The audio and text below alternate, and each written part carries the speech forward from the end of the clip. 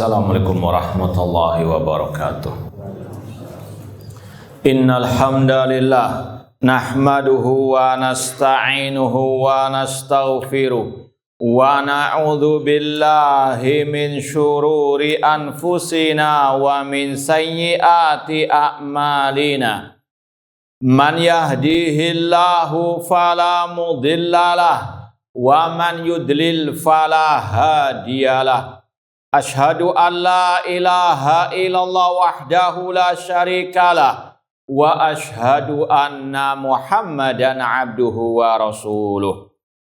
Ya ayyuhalladzina amanu taqullaha haqqa tuqatih wa la tamutunna illa wa antum muslimun. Ya ayyuhan nasu taqu rabbakum alladzi khalaqakum min nafsin wahidah wa khalaqa minha zawjaha wa batha minhuma rijalan katsiran wa nisaa'a wattaqullaha alladzi tasaaluna bihi wal arham innallaha kana 'alaikum raqiba. Ya ayyuhalladzina amanu taqullaha wa qulu qawlan sadida yuslih lakum a'malakum wa yaghfir lakum dhunubakum wa may yuti'illaha wa rasulahu faqad faza fawzan 'azima. Amma ba'd, fa inna asdaqal hadits kitabullah wa khairal hadi hadyu Muhammadin sallallahu alaihi wasallam wa syarrul umuri muhdatsatuha wa kullu muhdatsatin bid'ah wa kulla bid'atin dhalalah wa kulla dhalalatin finnar. Ma'asal muslimin ikhwani fillah wa akhwati, bapak-bapak, ibu-ibu, saudara-saudariku rahmani wa rahimakumullah. Alhamdulillah, segala puji bagi Allah Subhanahu wa taala yang mempertemukan kita kembali dalam kajian kitab Al-Mukhtar fi Usuli Sunnah oleh Al-Imam Ibnu Al-Banna Al-Hambali Al-Baghdadi As-Salafi rahimahullahu ta'ala. Semoga Allah subhanahu wa ta'ala menghidupkan dan mewafatkan kita di atas tauhid dan sunnah Rasulullah SAW. Sekarang kita sampai pada bagian terakhir, bagian ketiga dari kitab Al-Mukhtar fi Usuli Sunnah. Sudah kita sampaikan, judulnya Al-Mukhtar, itu maksudnya pilihan-pilihan tentang usul sunnah yang dirangkum, diringkas oleh penulis dari 3 kitab Asy-Syari'ah oleh Imam Al-Ajurri yang wafat abad ke-4 Hijriah, kemudian dari kitab At-Tauhid dalam Sahih Al-Bukhari yang beliau hidup abad ke-3 Hijriah, kemudian yang terakhir kitab Ta'wil Mukhtalifil Hadis oleh Imam Ibnu Qutaibah yang juga wafat abad ke-4 Hijriah, tentunya setelah Imam Al-Bukhari rahimallahu ta'ala. Dan bab ini seperti yang diisyaratkan oleh Imam Ibnu Al-Banna rahimallahu ta'ala pada ucapan beliau terakhir pada waktu kemarin, yaitu bahwasanya kelompok sesat ahlil bid'ah, mereka banyak menentang hadis-hadis Rasulullah SAW, alias ngeyel, alias keras kepala, tidak mau sami'na wa sadaqna kepada hadis-hadis Rasulullah SAW. Mereka senantiasa menebarkan asyubuhat, di antaranya menabrakkan antara ayat dan hadis, antara hadis yang satu dengan yang lainnya. Maka Imam Ibnu Qutaibah, sekali lagi, yang hidup di abad ke-4 Hijriah atau tepatnya meninggal tahun 276 Hijriah, abad ke-3 Hijriah.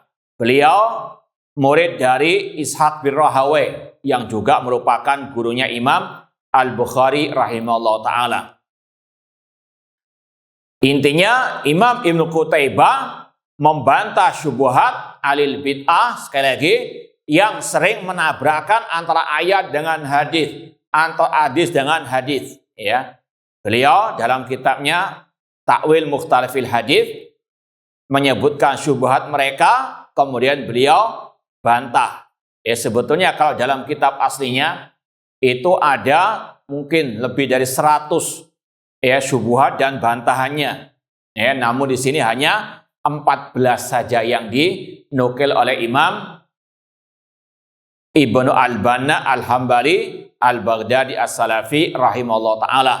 Dan dalam kitab tadi, Ta'wil Mukhtalifil Hadits, yang beliau jamakan bukan hanya berkaitan dengan hadis-hadis akidah, namun juga yang berkaitan dengan fikih dan yang lainnya. Intinya tadi, menjamakan antara hadis dengan hadis, hadis dengan ayat, dan yang semisal dengannya, yang sering juga dibawakan oleh ahli bid'ah untuk menentang hadis-hadis Rasulullah SAW. Langsung saja kita mulai bab ma'taradu bihi ala akhbari sifat. Bab tentang apa yang mereka tentang dari hadis-hadis yang berkaitan dengan sifat Allah. Imam Ibn Al-Banna hanya menukil meringkas yang berkaitan dengan sifat-sifat Allah saja. Kalau kita baca footnote nomor pertama, Aura dan musannif tahta hadal bab talkhisan li ba'di ajwibatil Imam Ibnu Qutaibah fi kitabihi Ta'wil Mukhtalifil Hadits. Penulis yaitu Imam Ibnu Al-Banna membawakan di bawah bab ini ringkasan sebagian dari jawaban-jawaban Al-Imam Ibnu Qutaibah dalam kitabnya, judulnya panjang, Ta'wil Mukhtalifil Hadits. Ini penafsiran tentang hadis-hadis yang dipermasalahkan, yaitu oleh ahli bidah, firrat ala a'da'i ahli hadits, dalam membantah musuh-musuh ahli hadits, wal jama' bainal akhbar, dan bagaimana cara menjamakkan antara hadis-hadis allati idda'au 'alaiha at-tanaqud wal ikhtilaf, yang mereka klaim ada pertentangan, kontradiksi, atau yang mereka tuduh ayat-ayat atau hadis-hadis itu mincela-minceli, naudzubillahi min dzalik. Wal jawabu amma auradu, dan jawaban atas apa yang mereka bawakan dari syubhat tersebut, minasyubah ala ba'dil akhbar al-mutasyabiha awil muskilah badi'a ar-ra'i.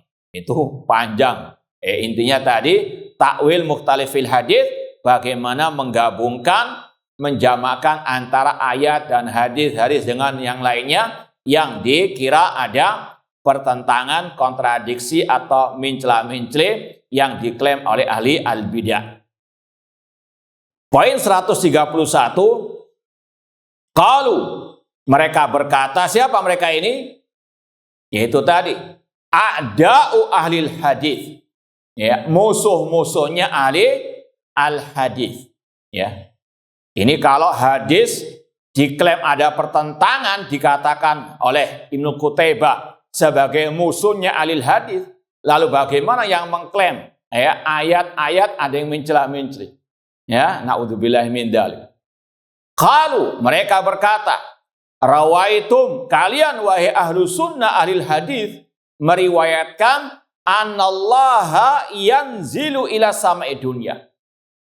Kalian wahai ahlil hadis meriwayatkan hadis bahwasanya Allah turun ke langit dunia. Wa hadza khilafun liqaulillahi ta'ala.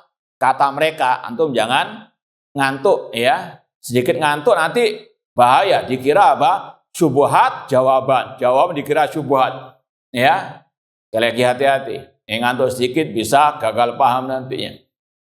Ini beliau membawakan dulu syubhat ahli ahwa, ahli kalam, ahli bidah, musuh-musuh ahli hadis. Kalian wahai ahli hadis meriwayatkan Allah turun ke langit dunia. Wa hadza khilafun liqaulillahi ta'ala. Kata mereka, ini menyelisihi firman Allah. Ma yakunu min najwa salasatin illa huwa rabi'uhum. Tidaklah 3 orang berbisik-bisik kecuali Allah yang keempatnya. Surat Al-Mujadilah ayat yang ke-7.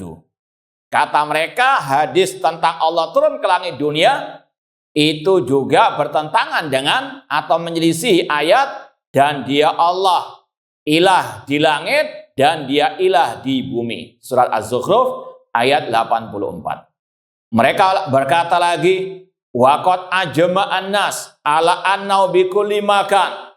Manusia sepakat bahwasanya Allah di mana-mana. La yashghalu sya'nun an sya'nin. Ya, tidak tersibukkan suatu perkara dari perkara yang lainnya. Ini masih syubhat. Ya, antum jangan ambil hati dulu. Ya. Kemudian baru ajaba Abu Muhammad Abdullah bin Muslim ibni Qutaibah Andari. Sekarang dijawab. Demikian seterusnya. Syubhat dijawab, syubhat dijawab. Ya, sekarang sekali lagi hati-hati, jangan dikira syubhat jawaban dikira syubhat, ya, berbahaya.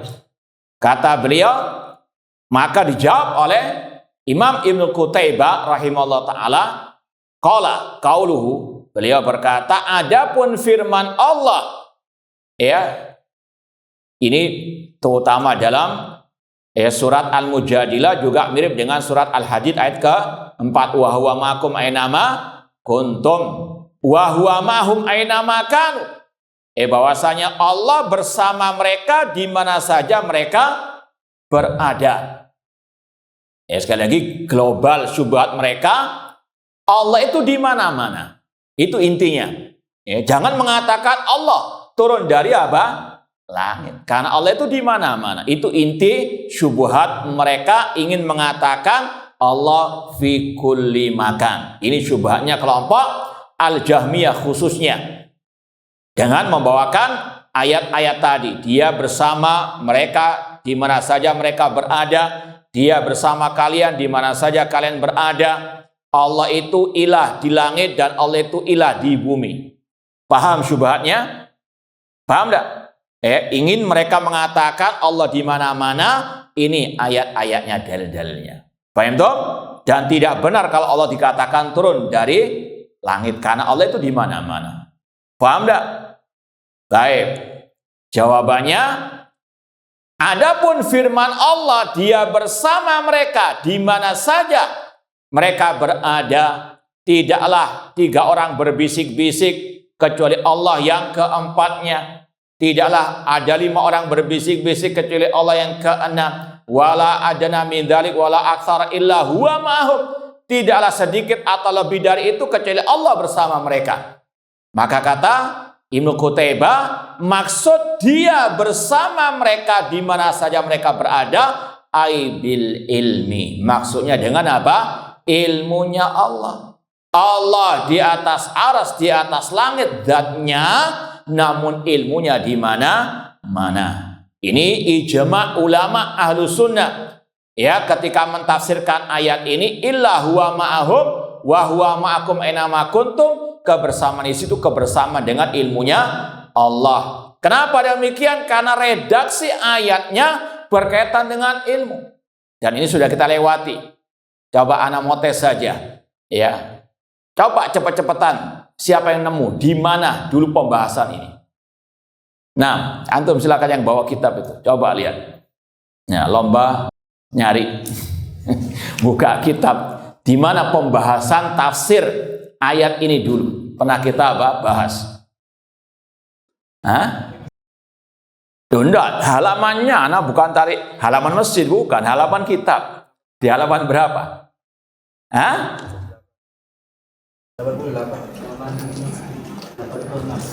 Hah? Kok beda cetakannya? Yang benar 88.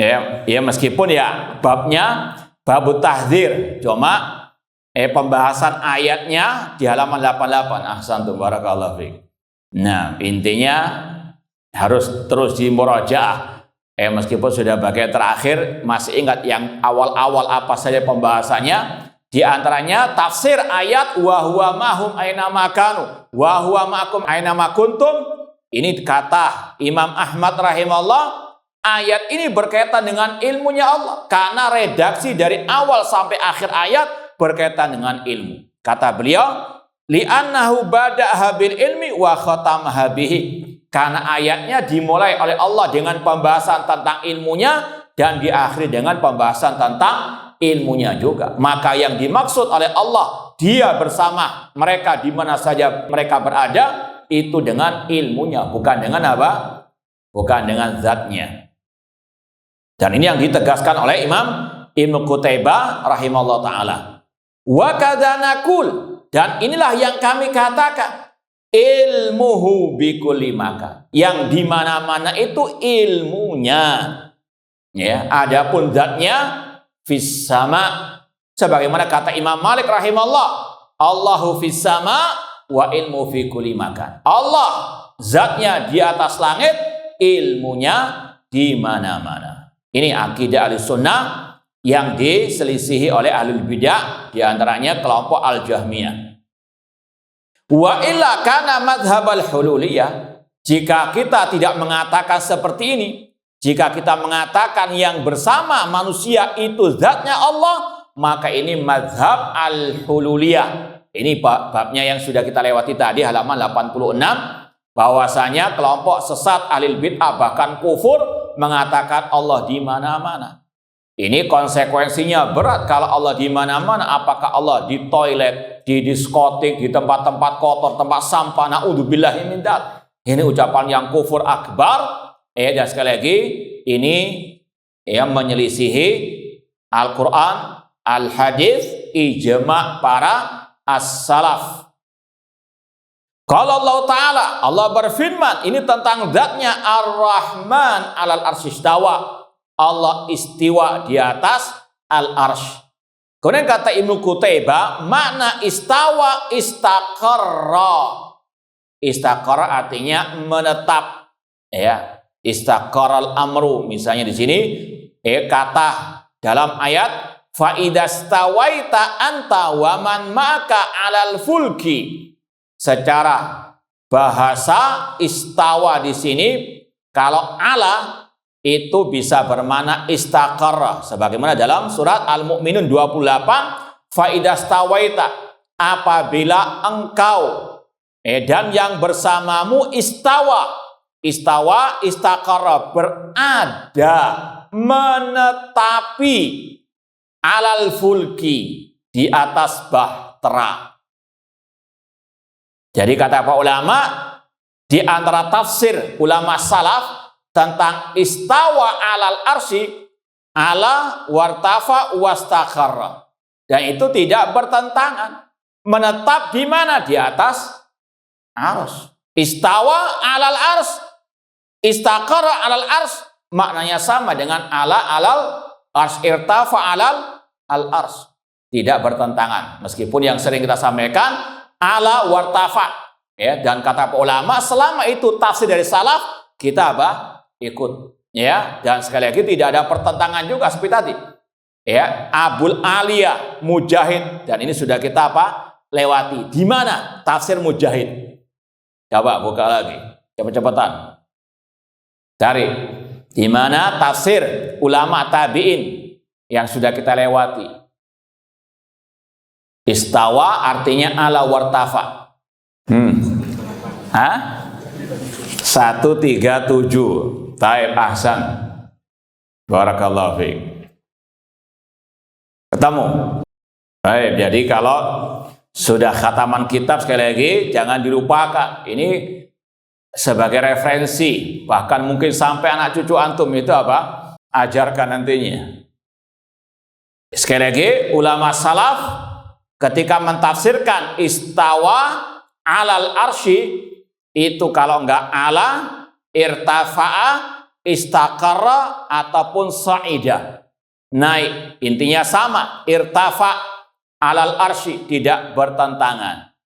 Dan tidak ada salaf yang mentafsirkan istawa dengan istaula, menguasai. Dan sudah kita sampaikan dari ucapan Abul Hasan Al-Asy'ari rahimahullah dalam kitab beliau Risalah ila al-Tsaghar, yang mentafsirkan istawa dengan istaula adalah ahlul qadar, ahlul bidah. Makanya yang nyinyiri dakwah salafiyah atau salafiyin yang mereka namakan dengan Wahabi, kita salafnya Ibnu Taimiyah, salafnya Muhammad bin Abdul Wahab saja, kaburat kalimatan takhruju min afwahihim iyaquluna illa kadziba. Ini yang kita ikuti tafsir ulama salaf dari Abul Aliyah Mujahid. Beda dengan mereka yang mentafsirkan istawa dengan istaula, ikut ahlul qadar, ikut kelompok al-Jahmiyah. Nah, istaqarra ini yang ditafsirkan oleh Ibnu Qutaibah, dan sekali lagi tidak bertentangan dengan Allah istawa ala wartafa alal arsy. Istaqarra artinya apa? Menetap, ya, ataupun berada di atas al-arsy. Ini bantahan kepada syubhat tadi. Kalau mereka mengatakan Allah di mana-mana, ini tidak benar, karena Allah sendiri mengatakan dalam 7 ayat istawa alal arsy, zatnya di atas al arsy. Bahkan ditambah dengan ayat-ayat yang lain bahwasanya Allah ala sama, Allah fis sama, dan arsy di atas langit. Kata-kata di atas arsy, di atas langit tidak bertentangan, karena di atas langit itu artinya Allah di atas al-arsy, ya, fis sama fil ulu, Allah di atas semua makhluknya, dan makhluk yang paling tinggi adalah apa? Al-arsy. Kama qala ta'ala fa idza stawaita anta wa man maka 'alal fulki ay istaqrarta. Wa saqal ayat wa syawahid ala dzalik. Dan beliau menyebutkan banyak ayat-ayat dan pendukung-pendukung yang lain tentang hal ini. Intinya tadi dalil tentang Allah fis sama, zatnya di atas langit. Ini kata Ibnu Qayyim rahimahullah ada apa? Lebih dari 1000 atau mungkin lebih dari itu. Wa qala fil ayatil ukhra. Adapun ayat yang dibawakan oleh ahli syubhat tadi, dan dia Allah ilah di atas langit dan dia ilah di atas bumi. Sekali lagi, ana sampaikan syubhatnya mereka dulu. Kata mereka Allah di mana-mana dengan dalil surat Az-Zukhruf tadi, Allah adalah ilah di langit dan Allah ilah di bumi. Paham? Kesimpulan mereka Allah di mana-mana. Maka dibantah oleh Ibnu Qutaibah rahimahullah. Wa qala fil ayatil ukhra, Allah berfirman dalam ayat yang lain surat Az-Zukhruf tadi, arada ilahas sama wa man fiha wa kadzalikal ard. Maksudnya Allah sesembahan, ya, yang di atas langit.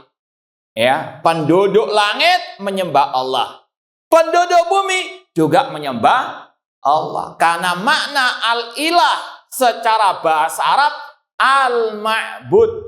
Maka maknanya wa huwallazi fis samai ma'budun wa fil ardi ma'budun. Dia Allah adalah yang disembah di langit dan dia yang disembah di bumi.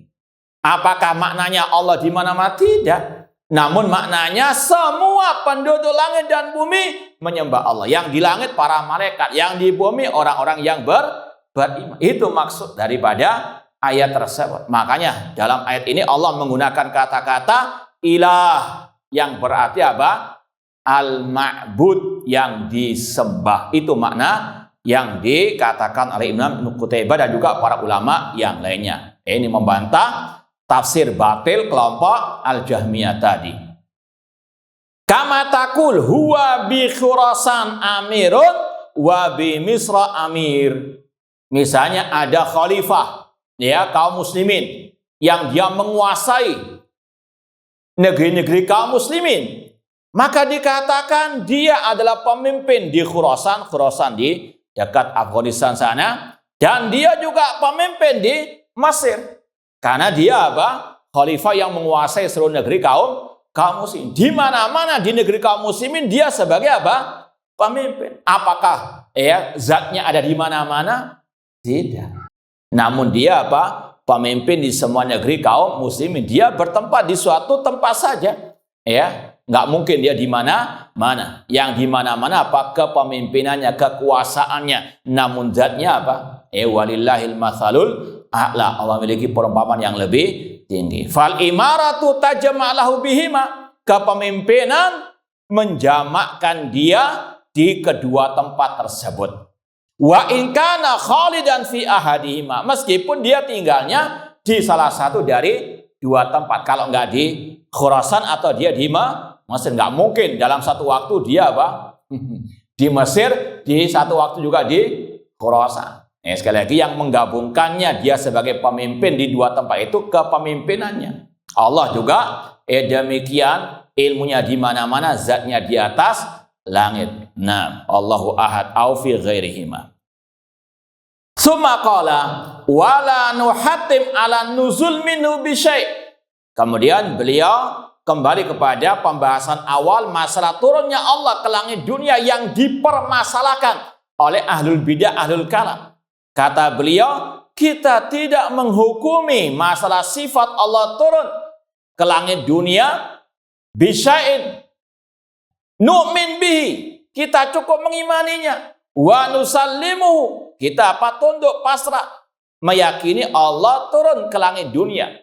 Ya, sekali lagi cukup meyakini Allah turun ke langit dunia. Titik sudah. Ya, tidak usah dipertentangkan dengan ayat-ayat, hadis-hadis yang lainnya. Tsumma saqa haddan nuzul bainana fil lugha. Kemudian Imam Ibnu Qutaibah membawakan pembahasan tentang an-nuzul dalam segi bahasa. Wallahu yajallu an dalik wa ya'dhum. Allah Maha tinggi dari ucapan kelompok Jahmiyah yang mengatakan di mana-mana tadi. Jadi sekali lagi ini pembahasan pertama yang dibawakan oleh Imam Ibnu Al-Banna. Intinya Allah fis sama, Allah di atas aras, tidak di mana-mana zatnya, namun ilmunya di mana-mana, dan Allah turun ke langit dunia sepertiga malam terakhir. Ya. Kemudian kaidah ulama, ini poin globalnya, poinnya yang utama dan yang pertama sebelum perincian ini, tidak mungkin antara ayat dengan ayat ada pertentangan. Ya, tidak mungkin antara ayat dengan hadis ada pertentangan selama hadisnya sahih. Tidak mungkin antara hadis yang sahih bertentangan dengan hadis sahih yang lain. Karena sumbernya satu dari Allah Subhanahu wa Ta'ala.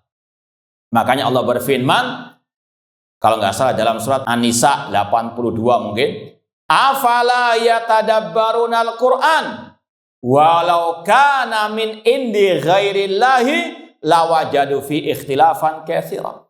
Tidakkah mereka mau mentadabburi Al-Qur'an? Seandainya Al-Qur'an bukan dari sisi Allah, mereka akan mendapati pertentangan yang banyak. Namun karena kita yakin Al-Quran dari Allah, inna anzalnahu fi lailatul qadar, tidak mungkin ada pertentangan. Itu ayat dengan ayat. Makanya meskipun yang nasikh wal mansukh itu bukan mencela-menceli. Sekali lagi itu bukan pertentangan. Kufur yang mengatakan itu bentuk mencela-menceli. Na'udzubillahi min dzalik. Sekali lagi antara ayat dengan ayat, kata Allah, tidak mungkin ada pertentangan. Demikian pula ayat dengan hadis. Karena hadis Rasul dari wahyu Allah. Wa ma yantiqu anil hawa in huwa illa wahyu yuha. Tidaklah Rasul berkata dari hawa nafsunya, namun itu adalah wahyu dari Allah Subhanahu wa Ta'ala. Maka ini yang wajib dijadikan prinsip. Enggak mungkin ada kontradiksi, pertentangan antara ayat dengan ayat, antara ayat dengan hadis yang sahih, antara hadis yang sahih dengan hadis yang sahih yang lainnya. Kalaupun sepintas ada kayak pertentangan, maka harus fas'alu ala dzikri in kuntum la ta'lamun. Bertanyalah kepada ahli dzikir jika kalian tidak mengetahui. Makanya para ulama di antara Ibnu Qutaibah ingin untuk menjamakkan antara ayat dengan hadis. Intinya tadi nggak mungkin ada pertentangan selama hadisnya sahih. Demikian pula ulama menjamakkan antara ayat dengan ayat yang diklaim oleh sebagian orang atau dikira bertentangan. Di antaranya kitab Syekh Muhammad Al-Amin Asy-Shinqiti, penulis kitab tafsir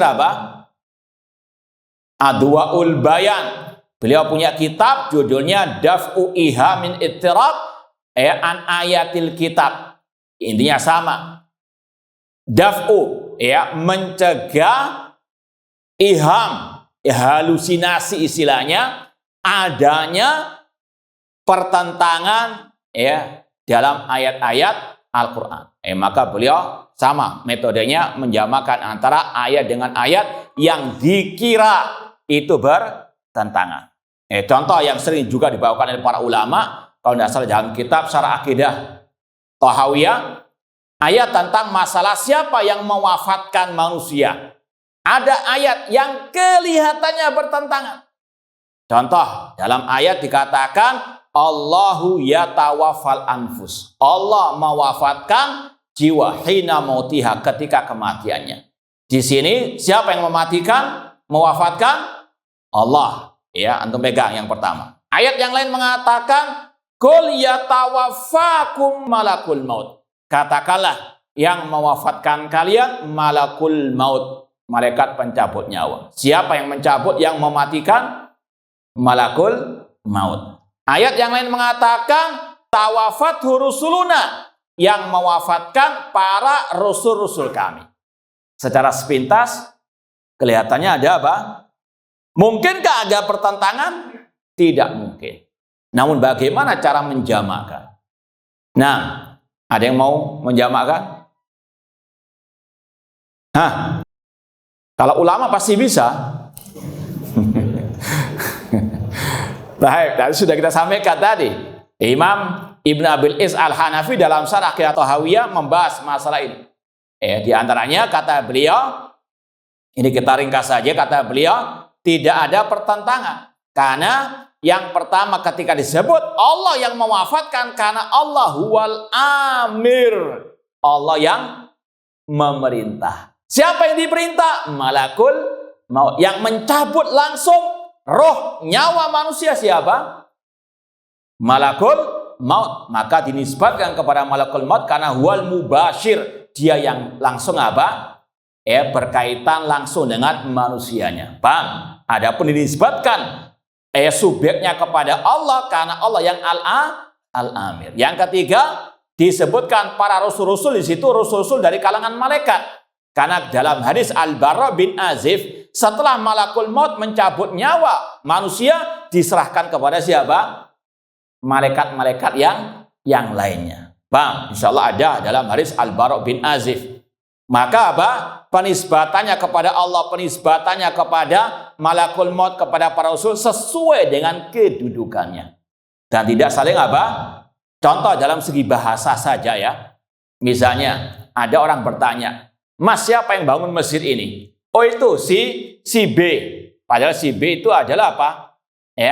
Yang punya enggak ngecat, enggak nyemen, bukan dia. Enggak ngaduk semen, bukan dia.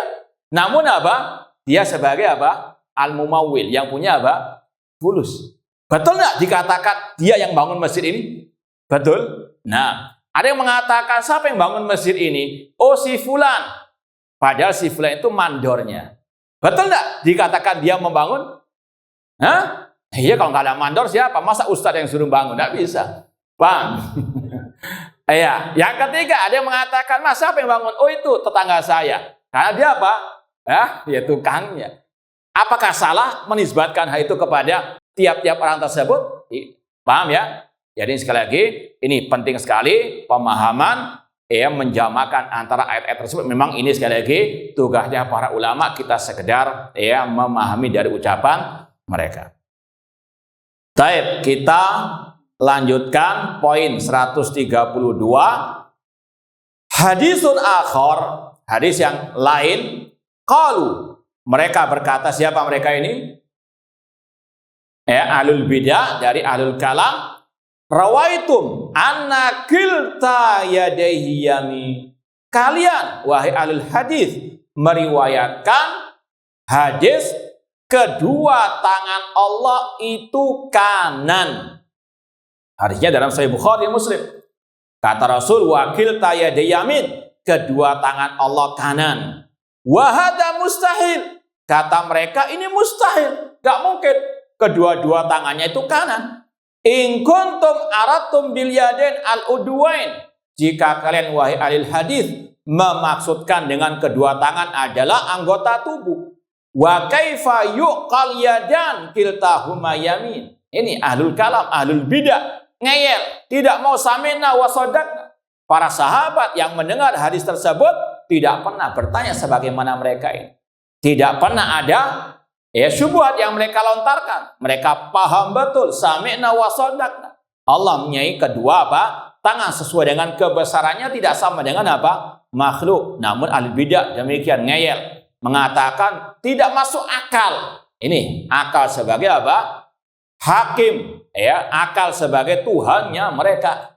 Rasul mengatakan wakil tayada yamin, mereka tidak mau mempercayai. Akal lebih mereka dahulukan daripada sabda Rasul sallallahu alaihi wasallam. Sama dengan orang-orang yang mengatakan kalau dikatakan Allah istiwa di atas arsy, berarti Allah butuh kepada arsy, berarti arsy itu lebih besar daripada ini. Ahlul kalam, ahlul akal, menuhankan akal daripada qala Allah wa qala Rasul sallallahu alaihi wasallam. Ini ahlul bidah. Cirinya ngeyel, tidak mau sami'na wa sadaqna terhadap ayat-ayat ataupun hadis-hadis as-sifat. Beda dengan para sahabat Rasul sallallahu alaihi wasallam.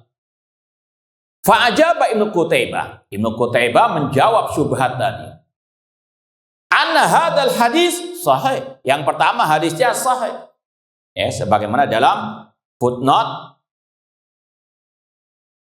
wa huwa fi sahih Muslim. Hadisnya dalam sahih Muslim min hadisi Abdullah bin Amr radhiyallahu taala anhuma. An hadzal hadis sahih wa ma'nahu at-tamam wal kamal. Secara bahasa kedua tangan Allah itu kanan menunjukkan akan kesempurnaan sifat tangan dan semua sifat-sifat Allah Subhanahu wa taala. Dalam segi bahasa, dalam bahasa Arab, li'anna kulla syai' mayasiruhu tangkus an mayaminihi fil quwa wal batsh. Karena segala sesuatu kalau ada kiri itu mengurangi kesempurnaan yang kanan atau kurang daripada yang kanan. Ini secara bahasa. Dalam manusia walillahil mathalul a'la. Manusia tangannya kanan dan Antum yang mana yang lebih kuat ngangkat beban? Kiri apa kanan? Kalau kiri berarti Kidal ini di luar kaidah. Pengecualian ini. Namun secara umum al-hukmu alal ghalib, kata ulama, hukum itu sesuai dengan al-ghalib, kebanyakannya, bahwasanya kebanyakan orang namanya yang kanan lebih kuat daripada yang kiri. Makanya ada orang ini tangan kanan saya, nggak mengatakan ini tangan Baik, intinya kata Ibnu Qutaibah rahimahullah, kiri itu tentunya lebih rendah derajatnya dibandingkan yang kanan. Insyaallah kita lanjutkan ba'dal adzan. Kalau mungkin ada pertanyaan silakan lewat kertas. Baik, kita lanjutkan lagi.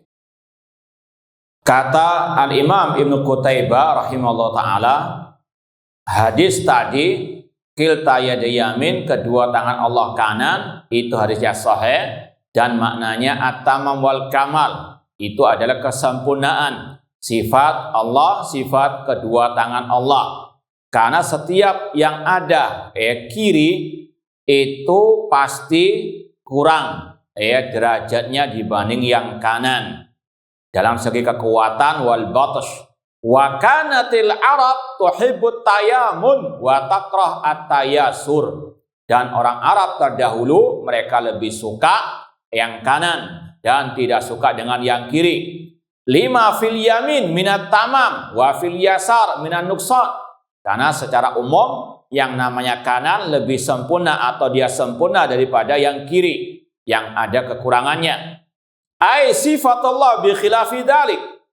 Makanya sifat Allah berlainan dengan sifat makhluk. Kalau makhluk ada kanan kiri, sedangkan kedua tangan Allah itu kanan. Artinya tidak ada kekurangan sama sekali. Wa fil hadis nasan. Dalam hadis yang lain Rasul bersabda, hadis riwayat Bukhari, yaminullah saha. Tangan kanan Allah itu senantiasa memberi saha. La yaghidhuha syai'un al-laili wan nahar. Tidak mengurangi apa yang ada pada tangan Allah tersebut, meskipun senantiasa memberi malam dan siang. Aitasubul ata wala yang kusuha. Terus memberi tanpa berkurang sedikit pun. Intinya Ahlus Sunnah wal Jamaah meyakini tangan Allah keduanya apa?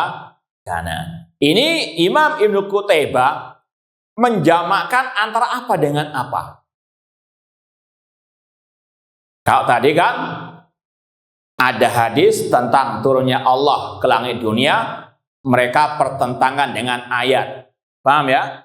Sekarang hadis kilta yada yamin, mereka pertentangkan dengan apa? Dengan apa? Enggak ada kata-kata Nabi Adam sama sekali tadi. Ini mereka nggak bawakan ayat. Kita nggak boleh berdusta atas nama mereka loh ya. Ya, harus adil. Alil bidah, ya, kalau salah kita katakan salah, cuma jangan ditambah-tambah. Itu objektivitasnya ahli sunnah. Dengan akal, bahwasanya tidak mungkin hadis bertentangan dengan akal yang sehat, maka beliau jamakkan. Kalau akal Anda mengatakan itu bertentangan, mustahil, ini nggak bertentangan. Ya, sesuai dengan kaidah orang Arab. Paham tak? Beliau menjamakkan antara hadis dengan akal yang sehat plus juga dengan apa tadi? Segi bahasa al-Arab. Paham tak?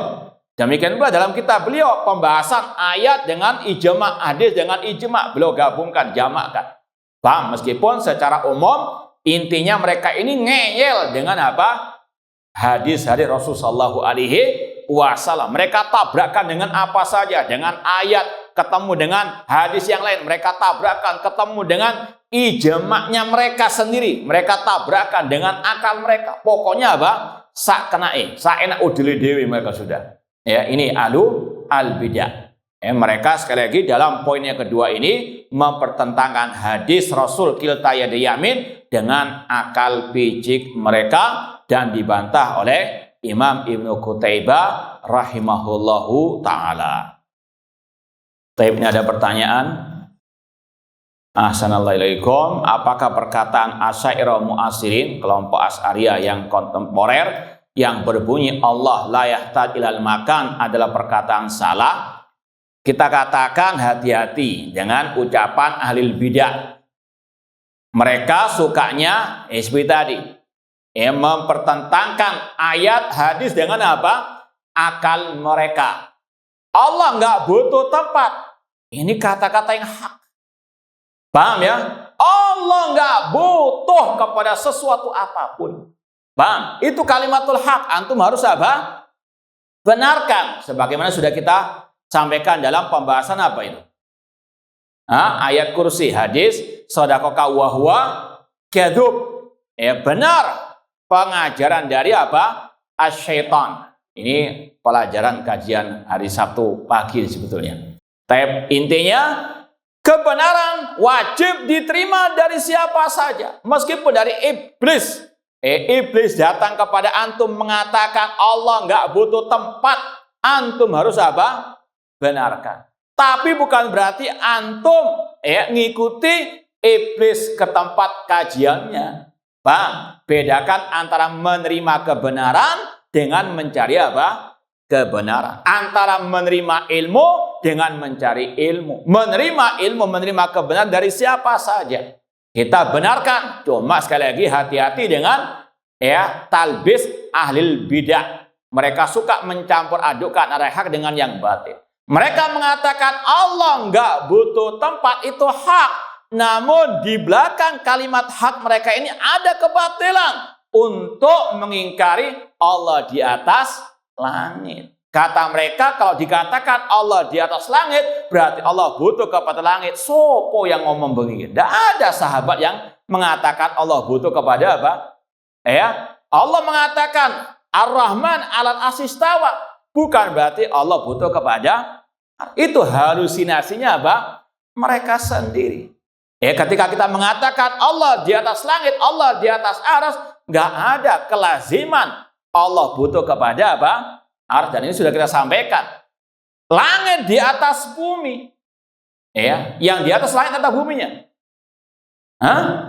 Langit. Kalau yang waras demikian. Baik, apakah langit butuh kepada bumi yang ada di bawahnya? Apakah yang di atas selalu butuh kepada yang bawah? Tidak ada kelaziman. Langit di atas bumi. Langit nggak butuh bumi. Bukitnya apa? Nggak ada tiang-tiang yang menyangga langit. Kelihatan nggak di mana itu? Ada nggak? Ini antara makhluk yang di atas nggak butuh kepada yang bawah. Apalagi Al-Khaliq dengan apa? Makhluk. Sama dengan pembahasan. Allah mengutus para malaikat pencatat amal manusia. Apakah berarti Allah butuh kepada malaikat? Tidak ada kelaziman. Allah Al-Hayyul Qayyum. Al-Qayyum apa artinya? Yang berdiri sendiri, tidak butuh kepada makhluk. Allahus Samad. Allah tempat bergantung. Allah nggak butuh kepada makhluk. Makanya Imam At-Tahawi ketika membahas masalah istiwa Allah, beliau mengatakan wa huwa mustaghnin 'anil arsy wa madunahu.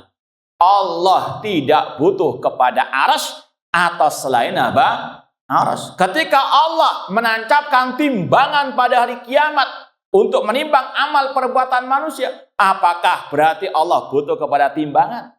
Itu ahlul bidah demikian. Mereka mengatakan, kata mereka, kalau dikatakan ada timbangan pada hari kiamat, tidaklah yang menggunakan timbangan kecuali tukang sayur, kata mereka. Naudzubillah min dzalik. Istilah sekali lagi, ahlul bidah sebagaimana kata Al-Khalifah Rasyid Ali bin Abi Thalib ketika membantah kelompok Khawarij yang mengatakan tidak ada hukum kecuali hukum Allah. Kata beliau, kalimatu haqqin urida bihal batil. Ini ucapan yang hak, betul, tidak ada hukum kecuali hukum Allah. Cuma di belakang ucapan ini ada kebatilan, yaitu mereka mengkafirkan Ali bin Abi Thalib. Bang, maka hati-hati dengan ucapan Ali bidah. Kalimat tadi kita wajib benarkan. Allah nggak butuh kepada tempat. Cuma kita tetap meyakini Allah fis sama, Allah alal arsy istawa, dan Allah tidak butuh kepada apa? Arsy. Paham tuh? Paham nggak paham? Harus paham ya.